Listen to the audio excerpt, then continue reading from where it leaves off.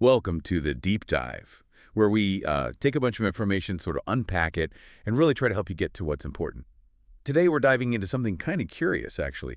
We're looking at why a really significant federal holiday, one meant to celebrate this key moment in American history, isn't always observed by, well, certain institutions. Our goal today is to sort of figure out this unexpected disconnect.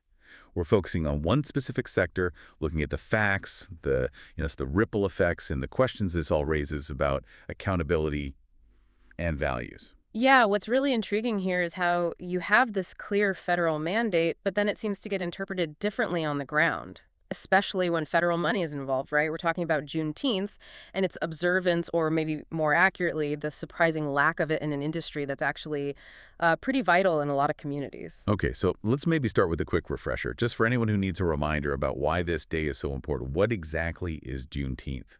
All right, so Juneteenth, it's celebrated every year, June 19th. It marks June 19th, 1865. That was the day Union soldiers finally got to Galveston, Texas, and brought the news of freedom to enslaved African Americans there. And this was like more than 2 years after the Emancipation Proclamation had been signed. Wow, 2 years. Yeah. So it's this really profound moment. It marks delayed liberation, obviously, but also incredible resilience, And this ongoing fight for racial justice, it really highlights that gap between a proclamation and actual lived freedom. And it wasn't just like a cultural thing for decades. It actually became a federal holiday pretty recently, putting it on the official national calendar. Is that right? That's exactly right. In 2021, President Biden signed the Juneteenth National Independence Day Act that officially made it a federal holiday.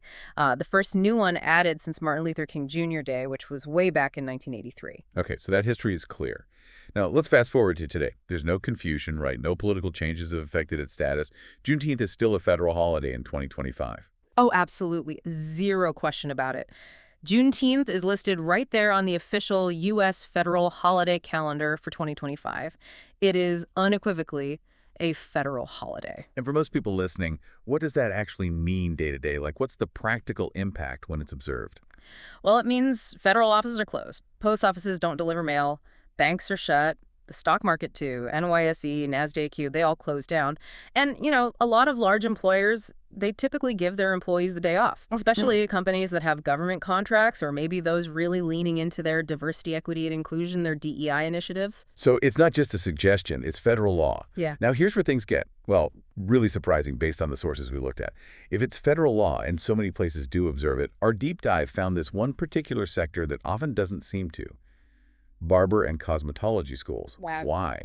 Why is that happening? Yeah, that immediately raises a pretty critical question, doesn't it? Especially because a lot of these places, these schools, they accept federal financial aid. We're talking Pell Grants. Those are the need-based grants for students and also subsidized student loans. And generally, schools that get federal funds like that are expected to observe all federal holidays. Right, you'd assume so. Yet, the info we have indicates that many of these schools, even schools where the student body is predominantly black, are planning to stay open on Juneteenth in 2025. Yeah. It feels like a direct contradiction. It does. And the core issue, sort of the way advocates are putting it, is pretty blunt. It's basically, you can't take federal funds and ignore federal holidays.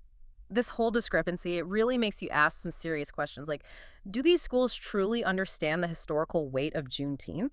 Or are they just, prioritizing business as usual over honoring the holiday? And what kind of message does that send, especially to students for whom Juneteenth is deeply personally significant? And we're not just talking about a few isolated cases, are we? The sources we looked at had some actual numbers that show how widespread this might be. Oh, yeah, definitely not just anecdotal. The numbers are pretty stark. Between 60 and 80% of students enrolled in urban barber and cosmetology programs identify as Black or African American. 60 to 80%? That's a huge majority in many places. It is. And then think about the money. Over $1.6 billion in federal grants and loans go to beauty schools every year. Wow. 1.6 billion. That really puts it in perspective. It does. So you've got this massive federal financial investment, right? And a student population that has this deep, profound connection to the holiday. And yet the observance is just really inconsistent, particularly, it seems, in for-profit schools or maybe schools under state oversight where they just haven't updated their academic calendars to match the federal law. Okay, so you have these strong numbers, this clear federal mandate. Yeah. How are people responding? How are advocates addressing this inconsistency? What's being done? Well, this situation has kicked off something called a silent protest. It's basically a digital campaign. It's designed specifically to draw attention to those schools that stay open on Juneteenth while, still taking federal money and claiming to serve diverse communities. And what's the main message of this protest? It's very direct, very powerful. Silent protest. Why are barber and cosmetology schools open on Juneteenth, a federal holiday honoring Black freedom? Simple as that. Hmm. And how does the campaign work? What are people actually doing?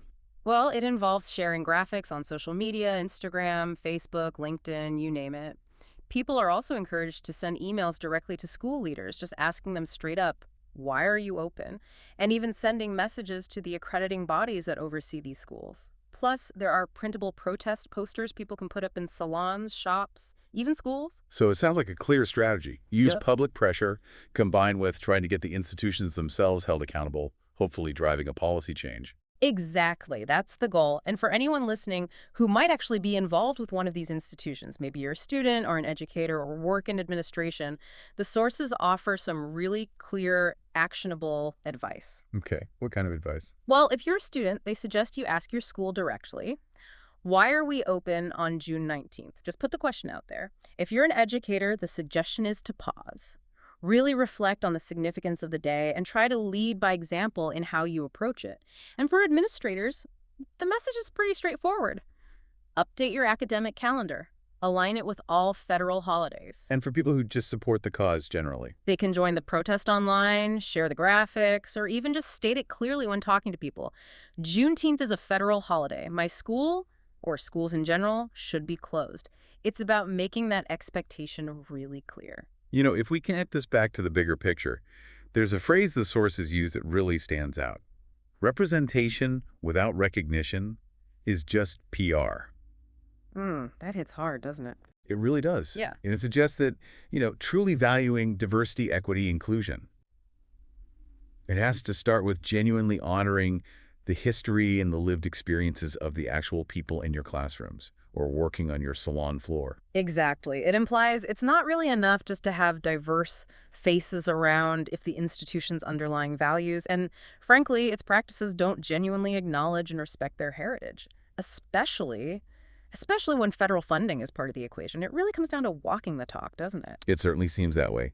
This deep dive, it's really shown how something that seems as simple as a federal holiday, Yeah. well, it can actually reveal these much deeper questions about accountability, about choices institutions make, and ultimately about their core values. It definitely makes you look closer.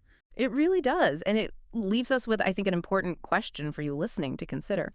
How do institutions, especially those relying on public trust and federal money, truly demonstrate their commitment to the communities they serve, particularly when it comes to observing these really significant historical milestones? Is just having diverse representation enough?